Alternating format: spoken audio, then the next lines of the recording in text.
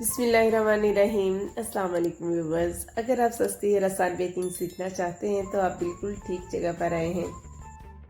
आज के पूरे दिन में मैंने क्या बेकिंग की वो सारी आप लोगों के साथ शेयर करूंगी। इसके अलावा आज मैं आप लोगों के साथ और बहुत सी बातें शेयर करने वाली हूँ जो कि आप लोगों के लिए बहुत हेल्पफुल होंगी। अगर आप बिजनेस करना चाहते हैं, आप बेकिंग सीखना चाहते हैं या फिर आप अपने ही घर में ऑर्डर वर्क स्टार्ट करना चाहते हैं तो मेरी वीडियो आज की आप लोगों के लिए बहुत हेल्पफुल होने वाली है।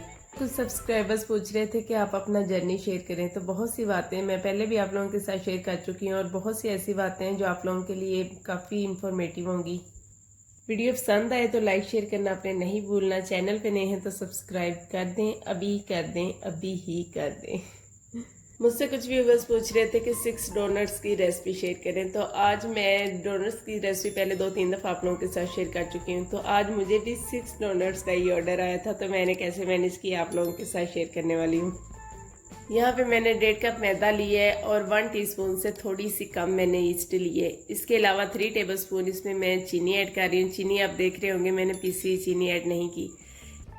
1 चुटकी हम नमक ऐड करेंगे। इसके अलावा 2 टेबलस्पून हमने ऐड करना है मक्खन और एक स्मॉल सा अंडा ऐड करेंगे और इसे हम अच्छे से मिक्स करेंगे। उसके बाद आप दूध से गूंद लीजिए, पानी से गूंद लीजिए, आपकी मर्जी है। दूध से गूंदेंगे तो टेस्ट इनहेंस हो जाएगा और अगर आप पानी से गूंदना चाहते हैं तो फिर इसके अंदर मिल्क पाउडर ज़रूर ऐड कर लीजिएगा। 1.5 टेबल स्पून ऐड कर लें या फिर 2 टेबल स्पून ऐड करें, आपकी अपनी चॉइस है। ये डोनट्स का जो टेस्ट है बहुत अच्छा हो जाता है। 1/4 टीस्पून के बराबर हम इसमें वनीला एसेंस भी ऐड कर लेंगे और इसे हम अच्छे से अब हम इतना गूंदेंगे कि ये स्मूथ हो जाए, बहुत सॉफ्ट और स्मूथ। एक तो बहुत एक्स्ट्रा सॉफ्ट होती है वो मैंने नहीं की, बस इतनी ही सॉफ्ट हो और जितना हम बिल्कुल सॉफ्ट सा आटा गूंदते हैं और बड़ी अच्छी सी और बड़ी परफेक्ट सी रोटी बनती है ना, उसी तरह मैंने इसको गूंदा है और इससे परफेक्ट डोनट बनेंगे। अच्छा, तो अब हम बात करते हैं कि मैंने बिज़नेस कैसे स्टार्ट किया। इस सिटी में मैं रह रही हूँ ना, यहाँ पे दूर दूर तक घर में बेकिंग का कोई तस्वुर नहीं था कि कोई अपने घर में बेकिंग करके इस तरह से ऑर्डर वर्क भी करता है। बड़े शहरों में ये ट्रेंड है लेकिन हमारे यहाँ पे कोई ऐसा सीन नहीं था। तो मुझे शौक था, मेरी बड़ी बेटी इस चीज़ के लिए मुझे बहुत फोर्स करती थी कि मम्मा केक बनाएं, मम्मा केक बनाएं। और मैं उससे यही कहती थी घर में कौन केक बनाता है, केक तो बेकरी से मिलते हैं ना, घर में भला अच्छे केक बन सकते हैं। तो फिर वो खुद चोरी छुपे इस तरह से बेकिंग करने की कोशिश करती थी। तो मैं कहती थी अब सिलेंडर ज़ाया करती हो, क्यों इस तरह चीज़ें ज़ाया करती हो, अंडे ज़ाया करती हो। तो फिर एक दिन मैंने कहा कि ये कहती है तो मुझे देखना चाहिए कि घर में किस तरह से बेकिंग की जाती है। फिर मैंने YouTube से सर्च करना शुरू कर दिया। मैंने बहुत सी रेसिपीज़ देखी और बहुत सी रेसिपीज़ मैंने ट्राई भी की, लेकिन हर दफ़ा मैं फेल हो जाती थी। फिर मेरे भाई के पास ओवन है था, बेकिंग ओवन, उनका एक्स्ट्रा ही पड़ा हुआ था, उनके घर में यूज़ नहीं होता था। तो मैंने अपने भाई से कहा आपके इस्तेमाल में तो वो आता नहीं है तो आप वो मुझे दे दें, तो उन्होंने कहा मंगवा लो। तो फिर मेरे हस्बैंड जाके ले आए उधर से। तो मैं इनसे ही सामान मंगवाती थी और मैं केक बनाती थी और केक ख़राब हो जाता था और ये भी मुझे यही कहते थे पैसे ज़ाया कर रही है, ऐसा तुमसे ये काम नहीं होने वाला। जब मैंने फ़र्स्ट टाइम अपनी छोटी बेटी की बर्थडे पे, उसकी फ़र्स्ट बर्थडे थी तो 1 ईयर की, तो उस वक्त मैंने इसका केक बनाया। मेरे पास पिक्चर नहीं है, अगर मुझे कहीं से मिली ना तो मैं आप लोगों के साथ ज़रूर शेयर करूँगी। इतना अगली केक था, उसकी क्रीम मेल्ट हुई पड़ी थी ट्रे के अंदर और इसी तरह का मैंने केक बनाया था और मैंने उस दिन तहैया किया था कि नेक्स्ट ईयर परफेक्ट केक होगा। तो अल्हम्दुलिल्लाह सुम्मा अल्हम्दुलिल्लाह मैंने हिम्मत नहीं हारी। मुझे जिसने भी कहा है ना कि आप ये नहीं करोगी, ना करो, क्यों ज़ाया कर रही हो हर चीज़, क्यों पैसे ज़ाया करती है, तो मैंने कहा था नहीं, जो करते हैं वो भी तो इंसान है, मैं क्यों नहीं कर सकती, मैं करूँगी।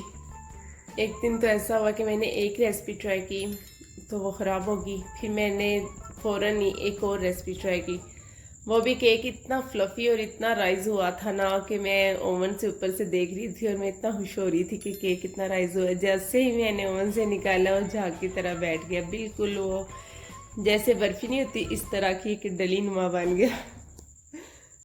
फिर मैंने एक और रेसिपी ट्राई की, वो परफेक्ट बनी। उसका जो स्पॉन्ज था इतना स्पॉन्जी और उसका टेस्ट भी इतना मज़ेदार था कि सबको बहुत पसंद आया कि वाह तुमने तो बहुत अच्छा केक बेक कर लिया है। लेकिन खुशी में मुझे ये याद ही नहीं कि ये कौन सी रेसिपी को मैंने फॉलो की है। उसके बाद फिर वही सीन के केक बनाती थी। केक अच्छा नहीं बनता था, कभी वो राइस नहीं होता था, कभी वो राइस होता था तो उसका टेस्ट अच्छा नहीं होता था। तो फिर मैंने लिखना शुरू कर दिया कि मैं जिस रेसिपी को फॉलो कर रही होती थी उस रेसिपी को मैं डायरी पे लिख लेती थी कि मैंने इतनी इतनी चीज़ें ऐड की हैं और ये मैं रेसिपी बनाई। और जब मैं उसको टेस्ट करती थी तो फिर मुझे पता होता था कि मैंने पुरानी रेसिपी को फॉलो किया है और उसका टेस्ट ऐसा है। तो फिर अब ये जो रेसिपी मैं आप लोगों के साथ शेयर करती हूँ, जब मैंने ये ट्राई की, इसको मैंने डायरी पे नोट डाउन कर लिया, परफेक्ट बनी, अच्छी बनी और टेस्ट भी इसका कमाल का था। तो फिर इसी रेसिपी को मैं लेके आगे चली और मैंने फिर बहुत केक बनाए घर में, फैमिली में अपनी। मेरे घर में गेस्ट आ जाते थे तो मैं ये केक बनाया करती थी। जब तक इस रेसिपी में मैं कम्प्लीटली एक्सपर्ट नहीं होगी तब तक मैंने कोई और रेसिपी ट्राई नहीं की। मैं इसी को बनाती थी, मैंने इसी को खुद ही चॉकलेट में कन्वर्ट किया। ये वनीला केक की रेसिपी थी जिसको मैंने खुद ही चॉकलेट में कन्वर्ट किया। तो फिर मैं इसी को फॉलो करती गई जब तक ये मुकम्मल तौर पर एक परफेक्ट स्पॉन्ज रेडी नहीं हो जाता था तब तक। फिर मुझे विपिंग क्रीम का नहीं पता था कि विपिंग क्रीम कहाँ से मिलेगी। यहाँ तो दूर दूर तक कोई सीन नहीं था विपिंग क्रीम का, किसी बेकरी से नहीं मिली। फिर मैं हैवी क्रीम मंगवा के उसको आइस क्यूब नीचे रख के उसे विप कर लेती थी और उसी से मैं केक बनाती थी। तो वो भी केक इतना मज़े का लगता था ना, बेकरी से 1000 गुना ज़्यादा मज़े का लगता था। मेरी सिस्टर्स या कोई भी घर में आता था ना, केक की बहुत तारीफ़ करता था कि कितनी देर तक उसका टेस्ट हमारे मुंह में रहता है, इतना मज़े का आपने केक बनाया है। तो फिर जब वो मुझे रेसिपी रट गई उसके बाद फिर मैंने और बहुत सी रेसिपीज़ देखी, टी टाइम रेसिपीज़, इसके अलावा ड्राई फ्रूट केक की, फ्रूट केक की, और हर वो रेसिपी फिर मुझे बिल्कुल मुश्किल नहीं लगता था। यहाँ पे मैंने 100 ग्राम चॉकलेट और 50 ग्राम क्रीम ली है। ये मैं सिंपल चॉकलेट केक बना रही हूँ, इसमें मैं इतनी ही चॉकलेट ऐड करती हूँ। कुछ मैंने रख दी थी फ्रिज में और कुछ जो बाहर पड़ी हुई थी जो हमने केक के ऊपर डालनी है। केक तो मैंने सिर्फ इसलिए सीखा था कि मुझे घर में केक बनाना आ जाए, जब बच्चे फरमाइश करें तो मैं केक अच्छा सा बना लिया करूं। लेकिन जब मैंने देखा कि केक वाकई मैं अच्छा बना लेती हूँ, हर कोई जो भी खाता है पसंद करता है, तो फिर मैंने सोचा क्यों ना मैं इसे बिज़नेस में कन्वर्ट करूँ। मैं ऑर्डर वर्क करती हूँ, मैं लोगों को सेल करती हूँ। फिर मैंने इसके बारे में बहुत सर्च की कि मुझे कहीं ना कहीं से गाइडलाइन मिल जाए, मुझे पता चल जाए केक की क्या प्राइस है, केक का कैसा वेट होता है, केक को किस तरह से वेट किया जाता है। कराची की एक तो मशहूर शेफ़ हैं जिनके अपने चैनल है और वो ऑर्डर वर्क भी करती थी। मैंने उन्हें कमेंट भी किया कि आप प्लीज़ मुझे बता दें, लेकिन किसी ने मेरी कोई हेल्प नहीं की। मेरे किसी कमेंट का किसी ने कभी जवाब नहीं दिया था। बस आज मुझसे कोई भी क्वेश्चन करता है मैं फ़ौरन रिप्लाई करने की पूरी कोशिश करती हूँ। अभी तक तो अल्हम्दुलिल्लाह कर रही हूँ। जब कमेंट बहुत ज़्यादा होंगे तो फिर मैं ना कर पाऊँ तो बाकायदा वीडियो ज़रूर बनाया करूँगी कि मैं अब प्रॉपर आपको रिस्पॉन्स नहीं कर रही तो आप लोगों के लिए बहुत से कमेंट्स मिला के उसकी एक वीडियो बना दिया करूँगी। लेकिन अभी फ़िलहाल मैं इतना सा टाइम निकाल लेती हूँ बच्चों के साथ भी कि मैं आप लोगों के कमेंट्स का रिप्लाई कर देती हूँ। मुझे ये होता है कि मुझे जिस तरह से परेशानी आई है किसी और को ना हो। कोई भी हेल्प लेना चाहता है तो ये सदका जारी है, अगर हम किसी की हेल्प करेंगे तो फिर मैंने खुद से केक बनाना स्टार्ट कर दिया, बगैर वेट किए, बगैर सोचे समझे। मैं 1 पाउंड का केक 2 पाउंड से भी बड़ा बनाती थी और 2 पाउंड का केक तो इतना बड़ा होता था, 3-4 पाउंड का केक के बराबर होता था। इवन के स्टार्ट में मेरे प्राइस का डिसाइड करना बहुत मुश्किल हो रहा था मेरे लिए। मैंने बेकरीज के हिसाब से अगर मैं चार्ज करती थी तो वो तो बहुत कम होता था। बेकरी से मैंने थोड़ा सा रेट ज़्यादा रखा तो उससे मुझे भी लॉस हो गया। तो बस इसी तरह ठोकरें खा खा के आज मैं इस लेवल पे पहुंची हूँ। उस वक्त हमारे यहाँ 250 का 1 पाउंड केक मिलता था और मैंने 350 का 1 पाउंड केक चार्ज किया, क्योंकि मेरी हर चीज़ ब्रांडेड थी, मेरी हर चीज़ क्वालिटी की अच्छी थी और मैं सिर्फ अपनी क्वालिटी पे ही फोकस कर रही थी।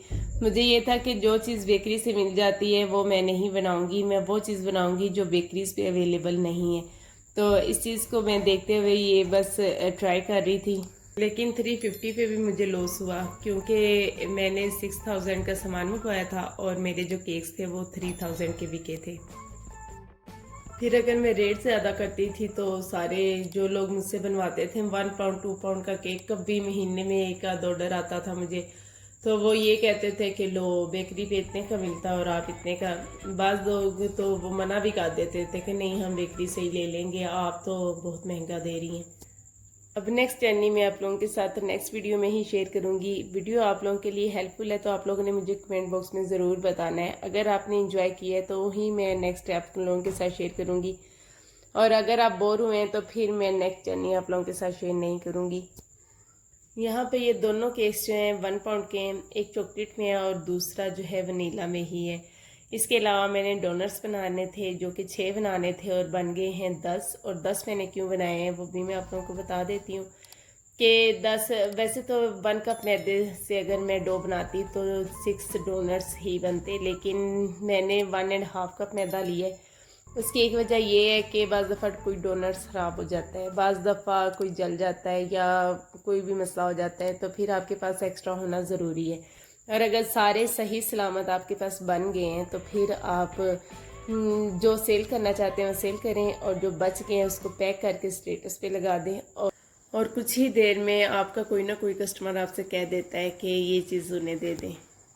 इसी तरह ब्राउनीज, कपकेक्स, डोनट्स आप थोड़े एक्स्ट्रा ही बनाया करें, जो बच जाए उसे स्टेटस पे लगाएं। कोई ना कोई अपने बच्चों के लिए ले लेता है। जब आपकी क्वालिटी अच्छी है तो बिला झिझक लोग आपसे चीज़ खरीद लेते हैं। मैंने भी जो एक्स्ट्रा थे वो स्टेटस पे लगाकर सेल कर दिए और 6 डोनट्स जो कस्टमर थे उनको दे दिए। आई होप कि आपको मेरी वीडियो अच्छी लगी है, तो आप लोगों ने लाइक, शेयर एंड सब्सक्राइब करना तो बिल्कुल नहीं भूलना। तो नेक्स्ट वीडियो तक मुझे इजाज़त दीजिए। अल्लाह हाफिज़।